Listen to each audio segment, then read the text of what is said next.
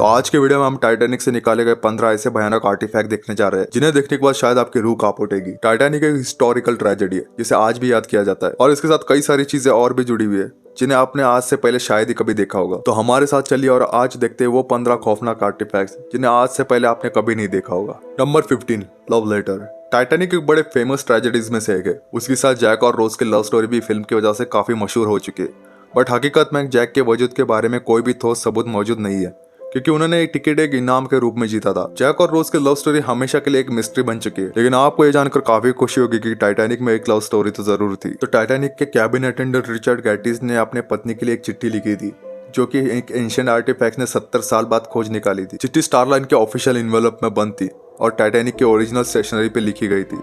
चिट्ठी में प्यार भरी बातों के साथ साथ ऐसी सच्चाई लिखी गई थी जो सिर्फ उस समय के यात्री जानते थे। रिचर्ड ने अपनी पत्नी को बताया कि आइसबर्ग के साथ टकराने से 4 दिन पहले टाइटैनिक का 10 अप्रैल को एसएस सिटी ऑफ न्यूयॉर्क के साथ एक करीबी टकराव हुआ था। Number 14, pocket watch. टाइटैनिक से उठाया गया एक पुराना सा रस्टेड पॉकेट वॉच था जो कि एक यात्री के साथ मिला था जिसका नाम था सनाई कांतूर, एक रशियन जूइश इमिग्रेंट जो उस वक्त टाइटैनिक में सफर कर रहा था। टाइटैनिक के डूबने के बाद ये वॉच उनके लाश से बरामद किया गया था जब उनकी लाश ठंडे बर्फीले पानी में तैर रही थी। इस वॉच की एक बड़ी दिलचस्प कहानी थी। सनाई जो 34 साल के थे अपनी पत्नी मरियम के साथ टाइटैनिक में सफर कर रहे थे। दोनों रशिया से थे और सेकंड क्लास के पैसेंजर टिकट से सफर कर रहे थे। उनकी आशा थी कि अमेरिका में न्यूयॉर्क सिटी में बसने के बाद वो एक नई जिंदगी की शुरुआत करेंगे। सनाई और मरियम अमेरिका में एक नया कारोबार शुरू करना चाहते थे, पर किस्मत को कुछ और ही मंजूर था।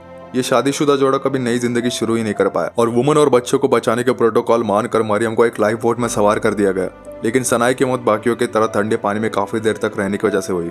इस वॉच को ऑक्शन में 47 लाख रुपए में खरीदा गया था क्योंकि ये टाइटैनिक में मौजूद एक जिंदगी की कहानी बयां करता है। Number 13, the violin. अगर आपने जेम्स कैमरॉन की टाइटैनिक मूवी देखी होगी तो आपको याद ही होगा जब शिप डूब रहा था तब कुछ म्यूजिशियंस का ग्रुप हमें वायलिन बजाते हुए दिखाई दे रहा था, लेकिन क्या आप जानते हो कि यह हकीकत में भी हुआ था?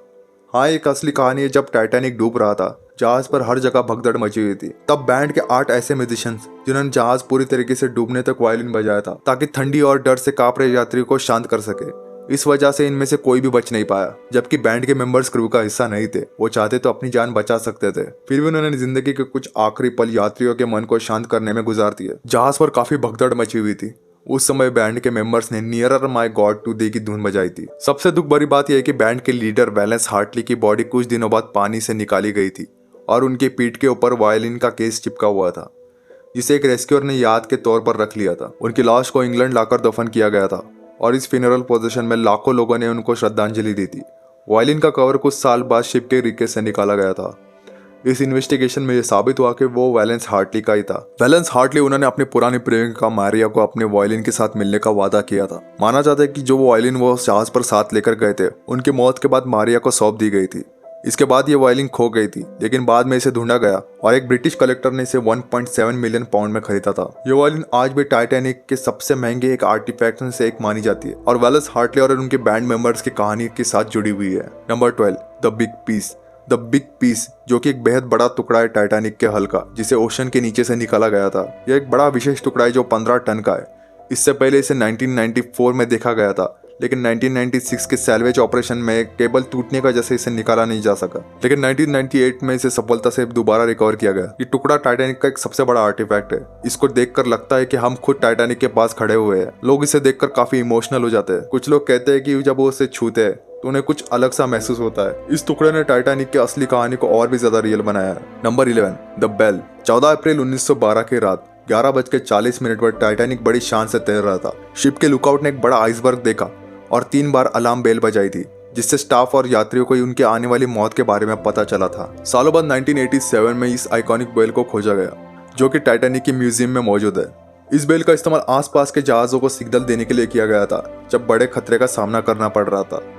इस बेल की वजह से लगभग 700 लोगों की जान बच गई थी जो लाइफ बोट में सवार हो गए थे और बच गए थे। जिन्होंने आइसबर्ग को ऊपर से देखा था, फ्रेडरिक फ्लीट और रेजिनाल्ड ली, इन दोनों की जान बच गई थी, लेकिन ट्रेजेडी के बाद इन्होंने बताया कि उन्हें बाइनोक्यूलर्स नहीं दिए गए थे।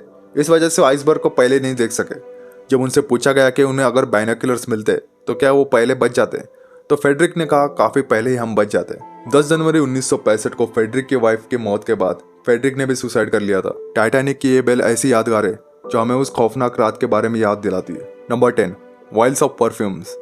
साल 2000 में हुई साल्वेज मिशन के दौरान एक लेदर पाउच मिला था जिसमें 62 छोटी छोटी वाइल्स ऑफ परफ्यूम्स थी, जो कि एक 47 साल के परफ्यूम मेकर की थी, एडोल्फ सैफील्ड। उनकी लाश तो नहीं मिली, लेकिन उनके नाम वाले कई और पाउच मिले थे जिनमें सभी में परफ्यूम्स के सैंपल्स थे। जब इस पाउच को खोला गया तब लैब में एडवर्डिन परफ्यूम की खुशबू फैल गई थी। पता चला कि यह पाउच 47 साल के एडोल्फ सैफील्ड का था, जो कि मैनचेस्टर से थे। टाइटैनिक के इनॉग्रल वॉयरेज के दौरान उन्होंने अपने दोस्त के साथ दुनिया की सैर करने का इरादा किया था। उनका टाइटैनिक में सफर करने का कोई इरादा नहीं था, लेकिन जिस जहाज में उनकी बोर्डिंग होने वाली थी उस जहाज में कुछ खराबियों की वजह से उन्हें टाइटैनिक की 3rd क्लास टिकट लेनी पड़ी। उनके बैग में कुछ डॉक्यूमेंट्स थे जो कि पेपर पाउच में बंद रखे गए थे, जिससे उन्हें पानी में डूबने से बचाया गया था। उनकी लाश डूबने के बाद रेस्क्यू ऑपरेशन ने उनके पाउच ढूंढ निकाले थे, जिनमें उनके परफ्यूम के सैंपल्स भी थे। इन परफ्यूम्स को बाद में अलग अलग केमिकल्स में ब्रेक डाउन किया गया, जिससे नया परफ्यूम बनाया गया। इस परफ्यूम का नाम लेगेसी 1912 रखा गया था। ये डेलिकेट लेमन, न्यूट्रल रोज और वार्म शेर एम्बर के खुशबू में मौजूद है। Number 9, an alligator purse. Titanic की एक लग्जरियस पर्स जिसकी मालिक एक ब्रिटिश हैट मेकर मैरियन थी, जो अपनी बेटी और पोतों के पास अमेरिका शिफ्ट होने वाली थी। मैरियन ने पहले से ही डिसाइड कर लिया था कि उन्हें टाइटैनिक में सफर नहीं करना था, बट दूसरे जहाज में हुई गड़बड़ी की वजह से उन्हें टाइटैनिक की 3rd क्लास टिकट में ट्रैवल करना पड़ा। उनके बैग में शादी के एक सर्टिफिकेट और कुछ डॉक्यूमेंट्स थे जो कि पाउच में बंद थे, जिस वजह से वो डूबने से बच गए। एलिगेटर पर्स एक लग्जरियस बैग थी, बट टाइटैनिक के हादसे के बाद पर्स बिल्कुल टूट गया था, लेकिन इसके थिकनेस और क्वालिटी आज के समय में भी आपको कहीं नहीं मिलेगी। टाइटैनिक के हादसे में मैरियन को मौत का सामना करना पड़ा, लेकिन इस पर्स ने उनकी यादों को सालों तक जिंदा रखा है। Number 8, menu of ships last meal. Titanic जैसे लग्जरियस जहाज का फूड मेन्यू देखकर आप हैरान हो जाओगे। टाइटैनिक शिप के ब्रीफकेस से एक मेन्यू मिला था। ये मेन्यू उस दिन का था जिस दिन टाइटैनिक का हादसा हुआ था। जैसे कि आप जानते हो कि टाइटैनिक में पैसेंजर्स के 3 क्लास बनाए गए थे। 1st क्लास और 2nd क्लास में ट्रैवल करने वाले पैसेंजर्स को कॉम्प्रिहेंसिव लिस्ट ऑफ फूड का ऑप्शन मिलता था। पहले 2 क्लास के पैसेंजर्स को मजेदार डिशेस मिलती थी, जिनमें roasted turkey with cranberry sauce, spring lamb with mint sauce और bake hot dog in sharp sauce जैसे मजेदार डिशेस मिलती थी। लेकिन 3rd क्लास के पैसेंजर्स के लिए मेन्यू थोड़ा सिंपल था, जिसमें कुक पोटैटोज और राइस सूप पैसेंजर्स को दिया जाता था। टाइटैनिक पर उस वक्त का बेस्ट रेस्टोरेंट था, जहां 1st क्लास के पैसेंजर्स के लिए मेन्यू में लगभग 40 अलग अलग ऑप्शन मौजूद थे। Number 7, the bronze cherub. Bronze cherub grand staircase के साथ जुड़ी हुई एक लैम्प का कंपोनेंट का हिस्सा था। ये चेरब टाइटैनिक में काफी जगह पर देखा जाता था, लेकिन सबसे ज्यादा इन्हें 5 लेवल ग्रैंड स्टेयरकेस के पास देखा गया था। ये चेरब मूवी टाइटैनिक में बैकग्राउंड में परफेक्ट रोमांटिक कैरेक्टर था। ये चेरब टाइटैनिक के आइकॉनिक स्टेयरकेस के साथ एक मैजिकल इन्वायरमेंट बनाता था। आपको याद ही होगा मूवी टाइटैनिक में जैक और रोज की रोमांटिक बातें। ये चेरब उन मोमेंट्स में एक रोमांटिक कैरेक्टर की तरह बैकग्राउंड में मौजूद था। चेरब्स यूजुअली गॉड के थ्रोन को कैरी करने वाले क्रिएचर्स होते हैं या फिर उनकी सेवा करने वाले। कुछ लोग रिलीजियस फिगर को एक डीपर मीनिंग देते हैं और मानते हैं कि ये ट्रेजेडी भगवान के आदेश से हुई थी, लेकिन कुछ लोग इसमें इंसान के घमंड की एक बड़ी वजह देखते हैं, जो टाइटैनिक की घटनाओं का एक कारण हो सकती थी। ये चेरब एक पॉजिटिव मैसेज है जो टाइटैनिक के हादसे के बारे में सोचकर लोगों के मन में एक पॉजिटिव इमोशन पैदा करता है। Number 6, Titanic radio. Titanic radio ship का एक बहुत इंपॉर्टेंट पार्ट था, जिससे क्रू मेंबर्स एक दूसरे के साथ कम्युनिकेट कर सकते थे। टाइटैनिक के आइसबर्ग से कोलिजन हो जाने के बाद भी ये रेडियो काफी इंपॉर्टेंट था, क्योंकि इसके थ्रू शिप के पैसेंजर्स और क्रू मेंबर्स ने रेस्क्यू शिप्स तक अपनी आवाज पहुंचाई थी। लेकिन यहाँ पर एक ट्विस्ट है, टाइटैनिक के डूबने के बाद रेडियो का फेट एक अनसर्टन है। आज भी इसके रिट्रीवल के बारे में डिबेट चल रही है। यहाँ पर 2 ग्रुप्स हमें देखने को मिलते हैं। पहला ग्रुप जो सपोर्टर ऑफ रिट्रीवल है, कुछ लोग रेडियो को निकाल कर रखना चाहते हैं। उनका कहना है कि यह रेडियो टाइटैनिक की ट्रेजेडी की यादगार की कहानी का एक इम्पोर्टेंट हिस्सा है। इसके प्रिजर्वेशन से टाइटैनिक के कम्युनिकेशन सिस्टम की एक हिस्ट्री बनी रहेगी और लोगों को ट्रेजेडी का असल रंग समझने में मदद मिलेगी। और दूसरा ग्रुप है अपोनेंट ऑफ रिट्रीवल। यह ग्रुप रिट्रीवल के खिलाफ है। उनका पॉइंट यह है कि जब ये रेडियो निकाला जाएगा तो उसके साथ टाइटैनिक के मलबे में फंसी हुई इंसान की हड्डियां भी निकल सकती है। इससे उनके फैमिली मेंबर्स को एक इमोशनल ट्रॉमा हो सकता है। नंबर 5, एक जूता।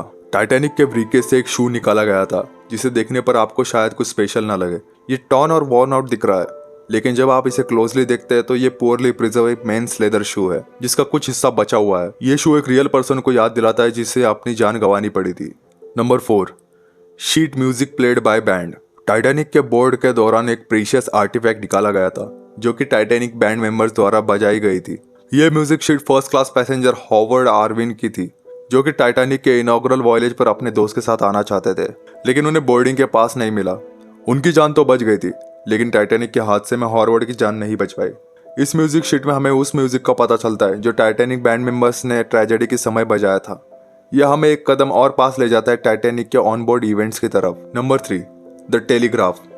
टाइटैनिक इंजन टेलीग्राफ शिप के मशीनरी का एक इंपॉर्टेंट हिस्सा था जो कमांड्स को ब्रिज और इंजन रूम के बीच में रिले करता था।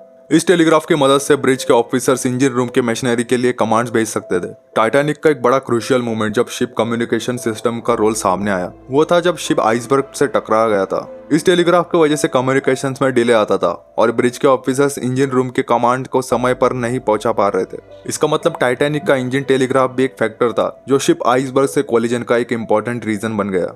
अगर कम्युनिकेशन प्रॉम्प्ट और इफिशिएंट होता तो शायद ये शिप ट्रेजेडी हमें कभी देखने को ही नहीं मिलती। Number 2, the hat. एक बॉलर हैट जो कि 1993 में टाइटैनिक के रीकेज से निकाली गई थी। यह हैट सरप्राइजिंगली गुड शेप में थी जबकि ये ओशन फ्लोर के रीकेज के बीच में से निकाली गई थी। Number 1, keys. टाइटैनिक में 3 कीज के पास रहने की वजह से सैमुअल हैमिंग ने लाइफ बोट लैटर्न्स को रिट्रीव करने में मदद की थी जिससे लोगों को लाइफ बोट में सफर करने में मदद मिली थी।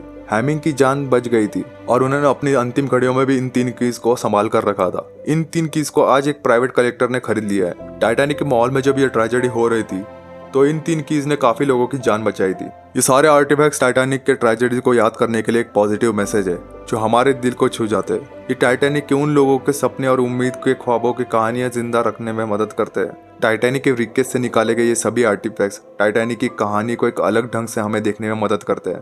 तो हमारा सफर यहीं पर खत्म होता है। अगर आपको ये वीडियो पसंद आता है तो वीडियो को एक लाइक कर देना, चैनल को सब्सक्राइब कर देना और अपने दोस्तों के साथ इस वीडियो को हो सके तो शेयर कर देना। मैं मिलूंगा आपको अगले वीडियो में, तब तक के लिए अलविदा।